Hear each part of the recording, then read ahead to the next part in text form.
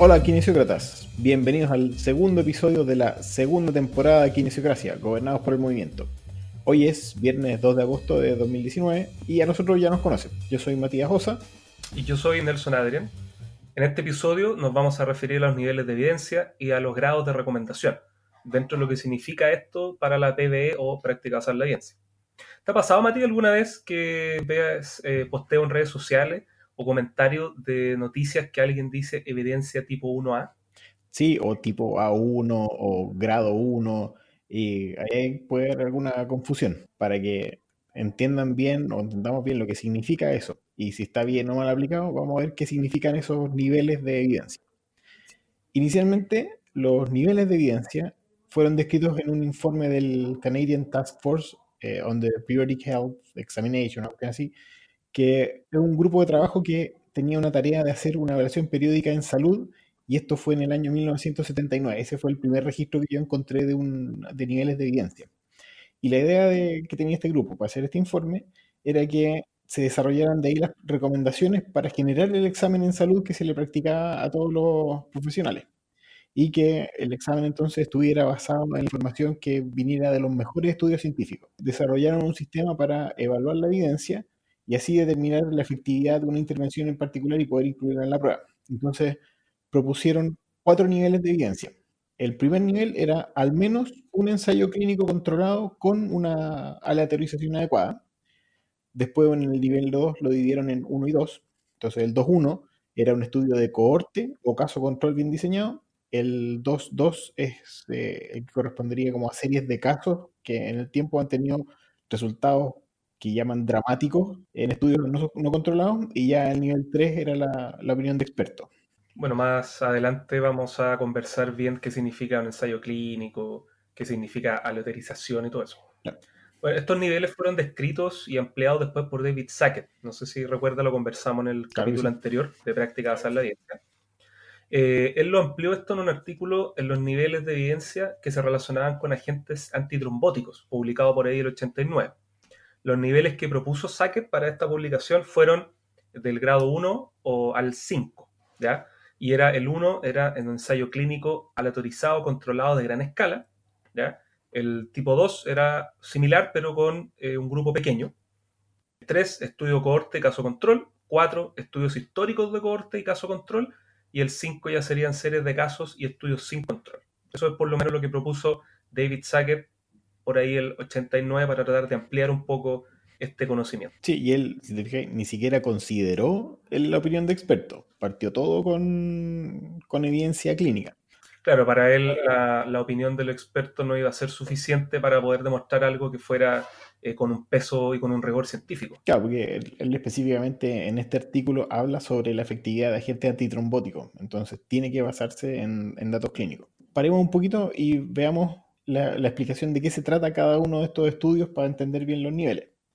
Partamos primero por el ensayo clínico aleatorizado con control. En un estudio así, se toma una muestra de una población, se evalúa una variable a estudiar o lo que vamos a llamar el outcome, lo que queremos conocer como efecto de la terapia, y se distribuyen al azar en distintos grupos, al menos dos para que haya uno en el que se practique la intervención y en el otro se haga el control. Y al final del estudio entonces se compara el outcome o el resultado o el efecto que buscamos entre los grupos. Por ejemplo, si yo quiero saber si es que el ultrasonido, por ejemplo, sirve para el manejo del dolor lumbar crónico, tomo un grupo de sujetos con dolor lumbar crónico, evalúo las características del dolor. Ahora, las características del dolor las pueden encontrar en el episodio que tuvimos la temporada pasada sobre dolor. Y divido a estos sujetos en dos grupos. Uno que va a ser el grupo en el que voy a aplicar la intervención y el otro va a ser el grupo de control. Entonces diseño un protocolo de aplicación de ultrasonido y lo aplico al grupo de intervención, y eso lo comparo con el placebo o control que se aplica al otro grupo. Entonces, terminando el estudio, vuelvo a evaluar las características de dolor en los dos grupos y hago la comparación. Ahora, más detalles sobre, ya si queremos revisar bien un estudio que reporte un ensayo clínico de este tipo, lo vamos a ver más adelante. Sí, es bien interesante este tipo de estudio porque para nosotros que lo aplicamos en la clínica, desde acá partimos. O sea, se supone que lo que nosotros hacemos debería partir desde este tipo de estudio hacia arriba. Y desde el punto de vista de la generación de conocimiento, el estudio o el ensayo clínico va a ser el más complejo en tiempo y también en dinero que se gasta de repente. Así que por eso es que muchas veces es bastante lo que se gasta, por ejemplo, en fondos para poder Sí. hacer este tipo de estudios. Bueno, pasando a otro tipo de estudio, tenemos el de cohorte, que lo que va a hacer es básicamente comparar a grupos, ¿ya? Que van a ser formados de manera natural, ¿ya? Entonces, una cohorte es un grupo de sujetos que va a tener algún tipo de exposición en común. Si lo llevamos al ejemplo anterior del ultrasonido del dolor lumbar persistente, el estudio cohorte lo que tendría que hacer es buscar personas con dolor persistente a quienes se le aplicó ultrasonido, ¿ya? Eso sería entonces un corte, y luego habría que buscar a otro grupo, otra cohorte, a la cual no se le aplicó ultrasonido, y se hace una comparación. Vale decir, vamos a inferir el control del sesgo, en este caso, que debería ser menor. Claro, es básicamente un estudio de observación. Cuando se trata de intervenciones o exposiciones, ¿verdad? Que no se pueden asignar al azar, esta va a ser la mejor forma de poder observar e investigar. Por ejemplo, si quiero conocer la asociación entre el tabaquismo y la enfermedad respiratoria, no sería muy ético, ¿cierto?, tomar a un grupo de personas sanas y Claro. obligarlo a fumar. Entonces, en este caso, ¿cierto?, sí puedo tomar un grupo de fumadores y unos no fumadores para hacer la comparación, ¿ya? Ahora, este tipo de estudio no me va a entregar algún tipo de relación causal, solamente me va a entregar un dato que pasa frente a la exposición y a la no exposición. Claro, la ventaja es que en un estudio de cohortes podéis tener grupos mucho más grandes. O sea, si tú podéis seleccionar un grupo de fumadores muy grande, mientras que cuando tú tenés que seleccionar una muestra para hacer un ensayo clínico, ahí tenés más limitado tu tamaño muestral. Entonces, compensa un poco ese sesgo que tiene este estudio al aumentarte el tamaño muestral. Claro, normalmente cuando se hacen estudios epidemiológicos para políticas públicas, son bien útiles hacer este tipo de estudios Claro. de corte. Y otro que es parecido, que uno puede confundir, es el estudio que se llama de caso y control. La diferencia que tiene con el de cohorte es que el de cohorte separa las muestras o separa los grupos por la exposición y después ve el outcome o el resultado. Por ejemplo, lo que habías dicho tú, podríamos separar por fumadores o no fumadores y después ver el outcome que es la enfermedad respiratoria. En el caso control, el grupo se hace al revés. Se ve desde el outcome y se buscan las exposiciones hacia atrás. Entonces, eh, llevándolo al mismo ejemplo, se va haciendo cada vez más absurdo el ejemplo a medida que vamos bajando la calidad del estudio. Si queremos ver el efecto de nuevo del ultrasonido en el dolor lumbar persistente, tendríamos que buscar a personas que mejoraron de su dolor y personas que no mejoraron de su dolor y buscar hacia atrás cuáles habían sido tratados con ultrasonido. No tiene mucho sentido eso, pero cuando hay una población en la que aparece una enfermedad inusual, buscar la exposición a factores ambientales puede ser, en esos casos, la única forma de determinar la causa de la enfermedad. Pero aquí el control de sesgo es súper limitado. No sé, ese sería como el tercer nivel que describió Sackett en su artículo. Y después hablaba de las series de casos, que es parecido, pero no hay un control. O sea, son personas que presentan el outcome, pero no hay un grupo de control sobre eso. Y después están los reportes de casos, que hay una publicación de una presentación normalmente inusual o raro o una enfermedad que es poco frecuente o el manejo de estos pacientes. Ahora, más detalle de cada uno de los estudios y para ver la calidad de cada publicación de manera individual, lo vamos a ver más adelante dentro del podcast. Bueno, igual cabe recalcar que no es que los casos control o los reportes de casos o serie de casos sean malos. O sea, normalmente la evidencia con algún tipo de intervención nueva parte acá. O sea, se parte en un grupo pequeño o en un caso inusual y después empieza a subir en niveles hasta que debería llegar, ¿cierto?, a la revisión sistemática de metaanálisis. Eso es lo que por lo menos esperamos. Pero como vamos a ir viendo en esta serie de capítulos de práctica basada en la evidencia, no siempre pasa eso y tratamientos que son ampliamente difundidos ni siquiera llegan a pasar a algún tipo de estudio de calidad. Sí, a veces eso es lo único que hay, ¿no? Bueno, esto entonces constituyen los niveles iniciales que propuso David Sackett el año 89. Entonces, para recordar, el nivel más alto era el ensayo clínico y el más bajo la opinión de expertos, ¿ya? Desde entonces, varias instituciones y otras organizaciones a nivel mundial han propuesto distintas jerarquías para ir definiendo todos estos niveles de evidencia. Ujú. Algo respecto a esto que se dieron cuenta los investigadores es que cuando se hacen estudios en diferentes grupos, se van a formular diferentes tipos de preguntas. Por lo tanto, los niveles de evidencia sí o sí van a variar de acuerdo al tipo de pregunta. ¿Ya? Entonces, las preguntas pueden ser divididas, así como a grandes rasgos, en categorías de prevalencia, diagnóstico, tratamiento, pronóstico o incluso análisis económico, como el Claro. impacto económico que tiene alguna condición. Entonces, de eso va a depender el tipo de evidencia o los niveles que nosotros vamos a clasificar. De hecho, para hacerlo más enredado todavía, un estudio identificó 17 escalas publicadas entre el 2000 y el 2015. Esto para evaluar la evidencia en función de cómo era el estudio, el diseño, la calidad, cuántos sujetos se utilizaron, control de sesgo, el efecto, entre otros dominios.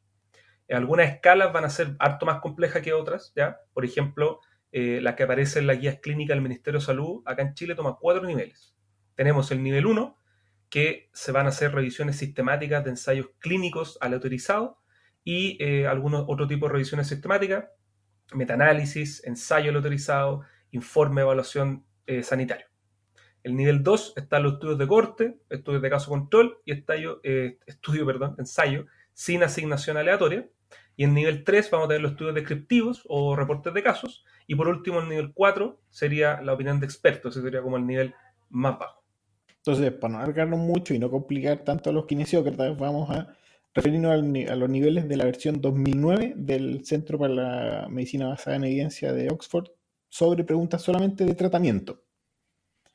Los niveles que propone el CEPM de Oxford, el 2009, ponen en primer lugar siempre las revisiones sistemáticas para todas las preguntas, dando origen a de ahí subniveles. Entonces da 5 niveles. En el nivel 1 tenemos todo lo que tiene que ver con ensayos clínicos aleatorizados con control. Entonces, una evidencia 1A, que es lo que mencionábamos al principio, es la que viene de revisiones sistemáticas de ensayos clínicos aleatorizados con control que muestren baja heterogeneidad, o sea, que los resultados sean similares entre los resultados entre los estudios que incluye la revisión. La 1B viene de ensayos clínicos aleatorizados controlados con un intervalo de confianza estrecho, o sea, con resultados más o menos confiables. Y el nivel 1C son los estudios de todo o nada. Es un estudio en el que antes todos los pacientes se morían cuando no estaba disponible la intervención y ahora solo algunos se mueren. O antes algunos sobrevivían y ahora todos sobreviven. Y eso es como un nivel alto de evidencia. Esto sería ideal entonces que los trabajos que nosotros vamos a referirnos cuando queremos sacar información deberían ser del nivel 1, Claro. ¿verdad? Igual de todas maneras, hace un tiempo salió de la Cochrane, hace un par de meses, que la mayoría de los estudios que se hacen en kinesiología, ¿ya? Hablan específicamente o las conclusiones son muy similares en el sentido de que siempre faltan estudios de mayor calidad, ¿ya? Sí. Pero bueno, pasemos entonces al segundo nivel, en donde van a estar los estudios de cohorte. El 2A van a ser revisiones sistemáticas de estudios de cohorte con baja heterogeneidad, o sea que sean bastante parecidos. 2B, estudios de cohorte individuales, ¿ya? Y acá van a entrar todos los ensayos clínicos aleatorizados, pero de baja calidad. ¿Ya? Por ejemplo, que en el seguimiento se haya hecho al menos del 80% de los pacientes que entraron en el estudio. Y por último, el nivel 2C va a ser el estudio de outcomes o estudio de resultados. Claro, y ahí pasamos al tercer nivel, que son los estudios de caso control. Y bueno, obviamente el 3A va a ser una revisión sistemática de estudios de caso control con baja heterogeneidad. Y después en el 3B están los estudios de caso control individuales con buena calidad metodológica. Y normalmente acá bajan a esta categoría los estudios de cohorte que tienen más heterogeneidad o que son de menor calidad. Y en un peldaño más abajo, entonces, va a estar el nivel 4, donde van a estar las series de casos, estudios de caso control o de baja calidad metodológica. Y después está el nivel 5, la opinión de expertos sin evaluación crítica explícita o basada en fisiología, los estudios exploratorios de base o simplemente de principios básicos. Esto entonces van a ser los niveles que la mayoría de la gente se refiere cuando hablamos de evidencia tipo 1A. ¿Ya? Aunque hace varios años el CBM propuso una nueva clasificación que va a tener pasos en vez de niveles, ¿ya? Con la idea de que el clínico se vaya a enfrentar a una búsqueda sobre una pregunta clínica. La idea es que se fijen los resultados del primer paso. Si no encuentran ese paso, pasa al segundo y así sucesivamente. Para la pregunta sobre la efectividad del tratamiento, entonces los pasos que se van a proponer para el clínico que quiere buscar, entonces van a ser, paso 1, ir a mirar revisiones sistemáticas de ensayos clínicos aleatorizados controlados. ¿Ya? Ese sería el paso 1. Si no encontró ahí, bajo el 2. Paso 2, ensayo clínico aleatorizado controlado con resultados dramáticos. Quiere decir con resultados que tengan un amplio porcentaje desde el punto de vista como estadístico, que tengan Claro. significancia clínica. ¿Ya? El paso 3 van a ser estudios no aleatorizados o de cohorte. El paso 4, series de casos o caso control.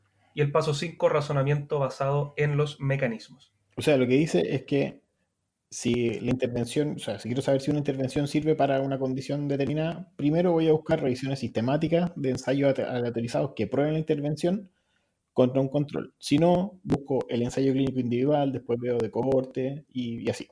Por eso el CEBM ya no habla más eh, de niveles, sino que se refiere a pasos para buscar. Y esos pasos son diferentes según el tipo de pregunta. O sea, para una pregunta de diagnóstico, para una pregunta de prevalencia, los pasos pueden ser diferentes. Y después de estos niveles o jerarquía de evidencia Ujú. van a surgir otro tipo de clasificación que son los grados de recomendación. Acá también hay varias escalas que son más o menos similares, más o menos consistentes, pero acá vamos a hablar de la que se utiliza o la que se basa en GRADE, ¿ya? Que es Grading of Recommendation, Assessment, Development and Evaluation, o en español, ¿cierto? Calificación de la evaluación de recomendaciones, desarrollo y evaluación. ¿Ya? Estas son por lo menos las que se utilizan en el Ministerio de Salud. La recomendación grado A es la que es altamente recomendada, o sea, basada en estudios de buena calidad. Una intervención altamente recomendada en una condición, la recomendación viene de revisiones sistemáticas de ensayos clínicos aleatorizados individuales, de otros tipos de revisiones sistemáticas con o sin metaanálisis y con informes de evaluación de tecnología sanitaria. Cuando se trata de factores de riesgo o pronóstico, viene de estudios de cohorte con análisis multivariado y para una prueba diagnóstica son estudios que tengan un gold standard y una descripción adecuada de la prueba y del ocultamiento. Claro, el grado B va a ser recomendación basado en estudios de calidad moderada. Acá, en cuanto a intervenciones, estamos hablando de estudios que sean aleatorizados con algún tipo de limitación metodológica, ¿ya? O otra forma de estudio controlado que no tenga una asignación aleatoria. Vale decir, como por ejemplo, estudios cuasi experimentales. En los factores de riesgo pronóstico van a ser estudios de cohorte sin análisis multivariado, estudios de caso y control. Y por último, para las pruebas diagnósticas, estudios de gold estándar, pero con algún tipo de limitación en cuanto a la metodología, cómo se realizó este trabajo. Sí, pues de ahí viene la recomendación grado C, que es basada exclusivamente en opinión de expertos o estudios descriptivos, series de casos, reportes de casos y otros estudios que no han sido controlados o que tienen un potencial más alto de sesgo. En una prueba diagnóstica, por ejemplo, el grado C de recomendación viene de estudios que no tienen un gold standard. Casi terminando estos grados de recomendación, tenemos el grado I, que es de información insuficiente.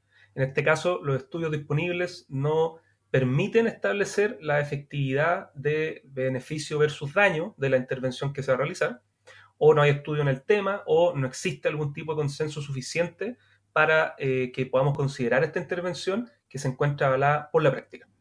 Y finalmente está el grado BP, que es recomendación basada en la experiencia y práctica del grupo experto. Entonces, para los que hacemos docencia, muchas veces cuando a los alumnos le contamos, ¿cierto? Así como algo que nosotros hemos hecho en el tiempo y que resulta, eso sería el último grado de recomendación, Claro, como el grado más bajo, por así la decirlo. recomendación del panel de expertos.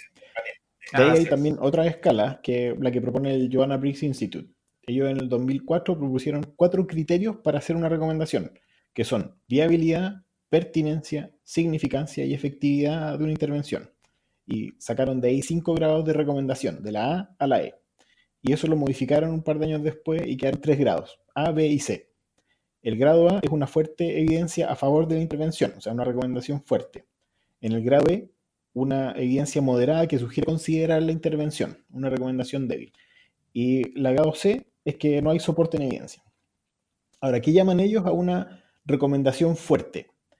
Cuando está claro que los beneficios son mayores que los riesgos, cuando hay prueba de buena calidad en favor del uso, cuando hay un beneficio o no hay impacto por lo menos en el uso de recursos y los valores, preferencia y experiencia del paciente también son considerados. O sea, todos los elementos que tienen lo que habíamos visto en la práctica basada en evidencia. De ahí una recomendación es débil cuando los efectos deseados parecen ser mayores que los no deseados, aunque no esté claro. cuando hay pruebas de efectividad, pero la calidad no es muy buena, cuando hay un beneficio o un mínimo impacto en el uso de recursos y cuando puede que no se consideren los valores, preferencia o experiencia del paciente. Entonces, lo que hacen ellos es recomendar que se acompañe el grado de recomendación de los dominios indicados antes. O sea, cuando se hace una recomendación como grado A o la recomendación más fuerte, dicen esta es más fuerte porque la relación costo-beneficio, la disponibilidad de recursos, la experiencia, la competencia profesional, la pertinencia, la significancia y finalmente la efectividad. O sea, cuáles de esos elementos hacen que sea una recomendación fuerte. Bueno, también esta escala de grade se habla de recomendaciones que van a ser fuertes o débiles a favor o en contra de algún tipo de intervención. Y aunque los grados de recomendación se van a relacionar con los niveles de evidencia, una evidencia de baja calidad no debería dar origen a una recomendación fuerte. O sea, la evidencia de alta calidad sí va a dar origen a una recomendación débil, ¿ya? Cuando no hay resultados clínicamente relevantes en una revisión sistemática, por ejemplo, ¿ya? Así que para ir cerrando entonces, hay varias escalas para medir los niveles de evidencia que se refieren al control que se pueden tener sobre los sesgos al hacer los estudios, y que los grados de recomendación, entonces, no olvidemos, no son los mismos que los niveles de evidencia. Y ahí lo tienen entonces, niveles de evidencia y de recomendación, para que no nos confundan. Recuerden que nos pueden encontrar en redes sociales, en Instagram y en Twitter somos @kinesiocracia. También tenemos una fanpage en Facebook, Kinesiocracia Podcast. Nuestro correo es kinesiocraciapodcast@gmail.com. Ahí estamos atentos a sus comentarios, preguntas y sugerencias para esta temporada. Muchas gracias por escucharnos y compartirnos. Vamos a dejar algunas notas que van a poder utilizar para próximamente agregar a su conocimiento. Así que muchísimas gracias y ya nos estamos escuchando.